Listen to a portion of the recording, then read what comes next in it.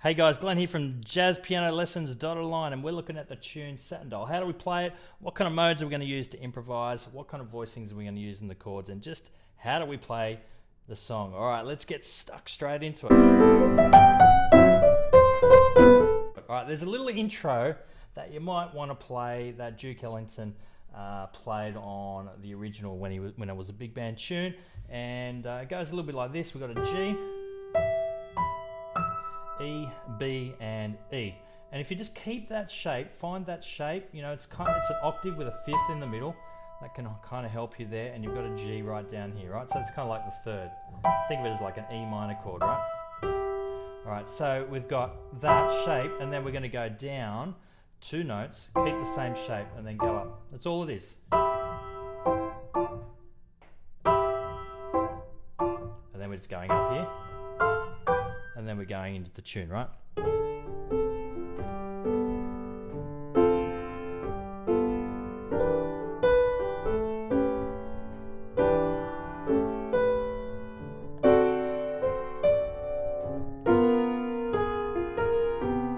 All right, so that's the A section. All right, here's the chords first. Let's have a real quick look at those. All right, so this is the A section. You know, section 1. All right, D minor 7, going to G7. Same again. It's nice and easy. And then everything exactly the same, but up 1 tone. All right, so that's really good to be able to play. Quite easy. And what I'm doing here, in my left hand, I'm doing 1 7, then 1 3. It's one way you could play it.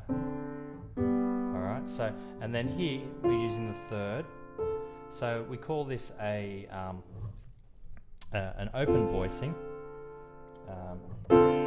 Going to a closed voicing, right? So here's 1 3 1 3 7 9 of G, right? So you notice that the right hand doesn't change. All right, the melody just happens to be part of the chord, which makes it really quite easy, except for that, you know, quick part of the G there. I mean, of course, that's part of the G chord, but I mean that it's not part of that voicing, right? So we do that twice. Then we do exactly the same thing, but we go up 1 tone, or one whole tone, or a whole step, sometimes chord as well.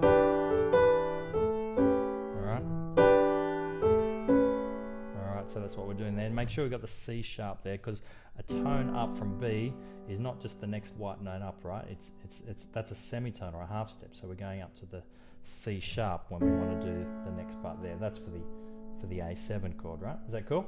All right, so then we have D7. So, I mean, it's pretty much the same as D minor 7, except we have the third, well, not normal part, you know, if you're playing a D major scale. There's D major scale.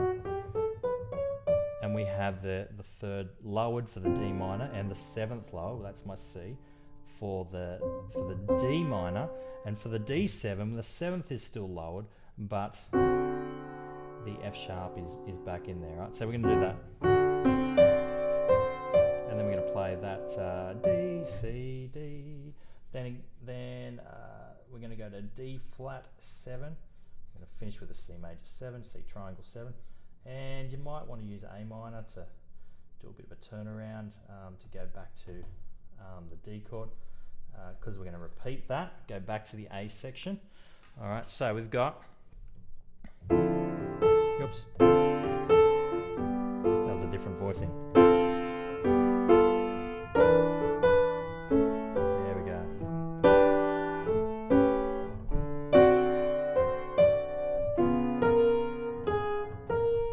All right, and so finishing with an open voicing there as well. I mean, you notice I started off with a different voicing. What I start with? That's the beautiful thing about jazz, you know, you can play it so many different ways. This is the closed voicing, you know, I'm adding that in there, the A. Or you could add the F in again if you wanted to double up on that. Or then going to the open voicing, using the 13 there as well. I mean, if you wanted to do that voicing, that's a nice voicing. Sometimes I use that, and I'll use a bass line, you know.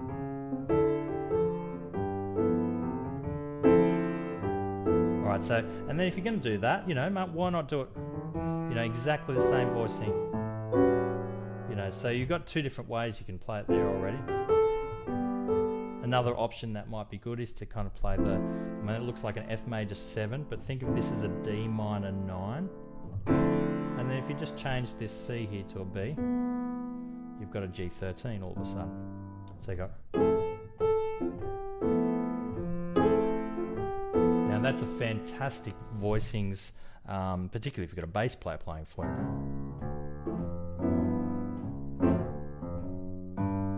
Alright, you know, bass player's doing something like that for you. You're doing this with the left hand, just some stabs, and the right hand.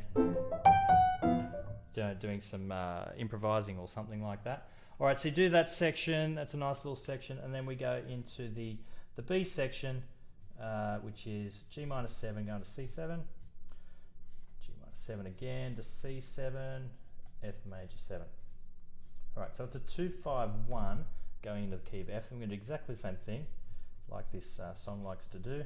Go up one tone, so everything is the same. But up a tone, and then we repeat that last section. All right, so I mean the first section for the last thing. So here's a way that I like to play this bit here. Using that, we got what we call a B voicing. So here is, let me just show you kind of what the B voicing is there. We've got G minor 7. I've got another video just on A and B voicings, so you might want to check that out if you like. We've got G minor 7 here, and so what we're going to do is we're going to take this 7 down. Here's our 1, 3, 5, 7. We're going to take our 7, we're going to put it down there, and then we're just going to use, instead of using the G, we're going to put it here, and then we end up with G minor 9 technically because of this A, right? So easy to play. All right, sounds great. That's what it sounds like with the bass, the G minor 9 chord. And then to go to our C7, all we're going to do is we're going to drop this F to an E, and then all of a sudden we have what's called C13, right? Because of this, we've left this here. This is our guide tones. We've moved our guide tone, or one of the guide tones. That one's still there. So now we've got 3, 7, and then this is 9, and sorry, this is 9, and this is 13, right? So we're going. Right. So here's the melody. Just going down that. 1 and 2 and 3 and 4. There's F major 7, just root position. Why not? Let's do that. Exactly the same as what we just did, but just up a tone. That's just improv there.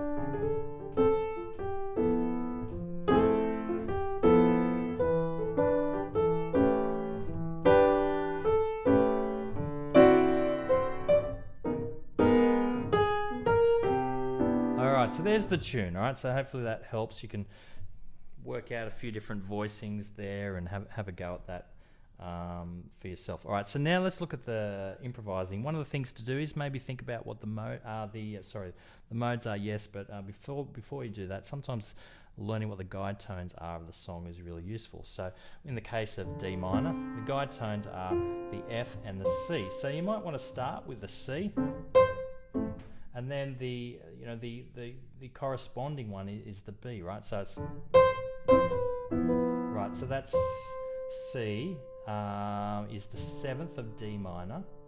All right, you can set 1, 2, 3, 4, 5, 6, 7, and then when we go to the G chord, we can use the 3rd 1, 2, 3 of the G. So here's the guide tones are.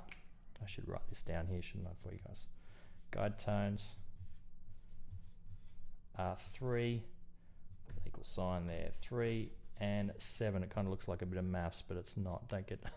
Don't turn off, guys. All right, so we got. Now the guide tones in that section, you've got B flat still, then going to the the A for the F made, or you could start with the F.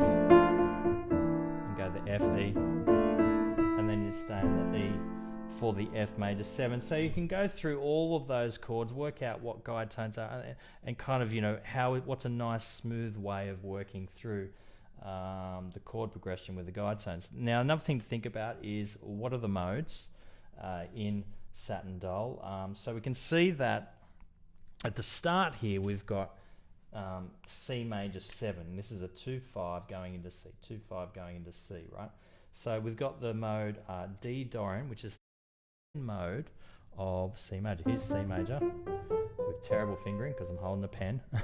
And here is the second mode. Alright, it's called D Dorian. And so a Dorian modes work perfectly whenever there's a minor chord. Whenever you see a minor chord, if you feel like it, you're not sure what else to play, play whatever the Dorian is of whatever that, you know, if you're playing E flat minor chord, there's 1, 3, 5, 7 of that, you know, play the E flat Dorian. You know, it works. If you're playing F minor, you can play the F Dorian if you like. All right, so this is like, so we got D Dorian here for the D minor, and then G7 is the G mixer. It's just the 5th mode, right? So you can, you know, kind of swap, you know, in between those, and knowing, you know, it's good for you to know that it's a D Dorian and G mixolydian and all that kind of stuff. But in the end of the day, you know, you've got to start thinking about it as, you know, well, it's in some ways you're in the key of C. It doesn't mean you're playing this though. All right, so you're thinking still about, you know, some of your licks and your guide tones, and, you know, what is the chord that you're playing, and trying to work out something that kind of makes sense. Now, everything is the same because we've got 2, 5, 2, 5. We just need to go up. So this is E Dorian. I'll put all these notes to guys for you in a PDF on on my blog, jazzpianolessons.online. I'll put /Satin Doll. Go there, you'll find it. So E Dorian, and then of course A mixolydian. I'll just write A mix, and we do that. So and then here D mixolydian, so which means is really the key of, I don't know if you can see that there. It's the key of G major, right? Because you've only got one sharp. So we've got D mix, then D flat mix. So everything's down one semitone, and then of course C major.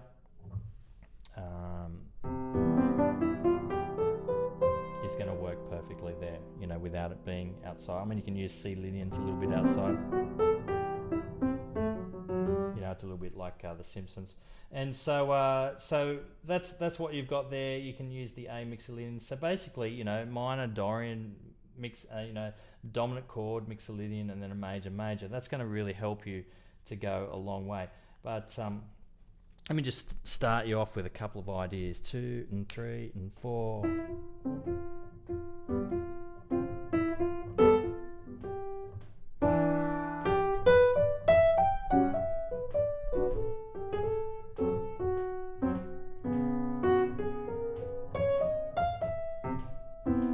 Finishing on that guide tone of the C.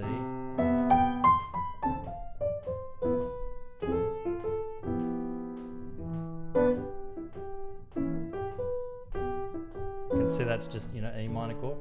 Here's D7 chord. Here's D flat. I mean, just the triad. Just trying to kind of show you how it can be done, right?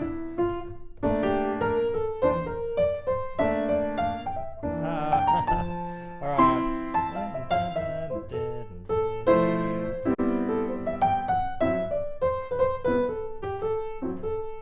All right, we're in the key of G, right? Because we're doing the A minor. Then we're going back to here.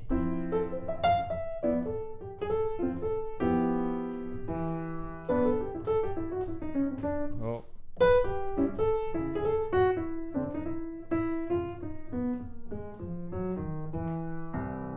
Alright, hopefully that's helpful. I mean, that's staying within the key. I haven't gone outside. I haven't used any reharmonizing or anything like that. I might do another video on Satin Doll with reharmonizing and going a little bit outside the key with the soloing as well, if people are interested. So there you go. There's a little bit of Satin Doll. I hope that's a bit of fun for you. Please subscribe, and if you've got any comments, you know, chuck them down below, and I'll try and have a look. Even if you've got any questions, chuck them in there, and that would be great. I'll try and get back to you as soon as I can on that. And also just, like and share the page. And all right, guys, have a fantastic time trying to play Satin Doll. It's one of my favorites, and it's awesome. All right, I'll just do a little bit of playing, a little bit of soloing on that, and then I'll see you guys later.